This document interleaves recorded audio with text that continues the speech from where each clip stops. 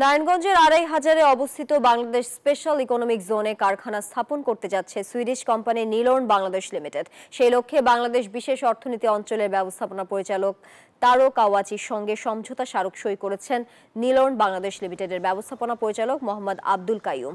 পোশাক ও অন্যান্য পণ্যের লেভেলিং ও ব্র্যান্ডিং সলিউশন দেয়া শিল্প প্রতিষ্ঠান নিলর্ন নতুন এই কারখানা প্রতিষ্ঠার মাধ্যমে বাংলাদেশে কোম্পানিটির বিনিয়োগ আরও সম্প্রসারিত হবে বলে মনে করছেন সংশ্লিষ্টরা। এর আগে সকালে পিএসইজেড পরিদর্শন করেছেন বিদেশি বিনিয়োগকারীরা। এ সময় তাদের জাপানের সহায়তায় গড়ে ওঠা এই বিশেষ অর্থনৈতিক অঞ্চলের অবকাঠামো, সম্ভাবনা ও চলমান প্রকল্প সম্পর্কে জানানো হয়। পরিদর্শনকালে প্রতিনিধিরা সরকারের বিনিয়োগ বান্ধব উদ্যোগের প্রশংসা করেন এবং ভবিষ্যতে এই অঞ্চলে বিনিয়োগের আগ্রহ প্রকাশ করেন তারা।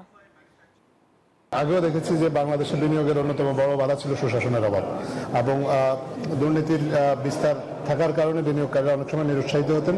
বর্তমান অন্তর্বর্তীকালীন সরকার দুর্নীতির বিরুদ্ধে কাজ করছে, দুর্নীতি প্রতিরোধে, এবং একজন বিনিয়োগকারী এখানে বাংলাদেশে এসে বিনিয়োগ করলে তিনি যাতে তার বিনিয়োগের সুফলটা ঘরে নিতে পারেন, পাশাপাশি বাংলাদেশে যাতে উপকৃত হতে পারে এই জন্য প্রয়োজনীয় যা যা সাপোর্ট সেগুলো নিশ্চিত করার জন্য সরকার কাজ করছে। বান্ডেল থাকলে প্রতি সেনমানিতে টাকা বাঁচবে। বিকাশ সেনমানি বান্ডেল কিনে জিতুন প্রতি লেনদেনে।